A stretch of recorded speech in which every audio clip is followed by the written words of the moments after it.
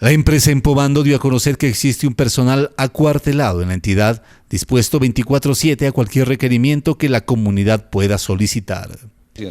Segundo, recomendamos que cualquier daño que se presente de acueducto en la ciudad lo reporten, que nosotros inmediatamente lo atendemos. Como le dije, nosotros estamos acuartelados.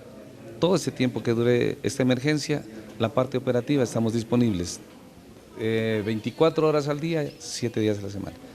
Asimismo pidió a la comunidad que por favor no tire la basura a los sumideros con el fin de que se puedan evacuar las aguas de lluvia que por estos días se vuelve intempestiva.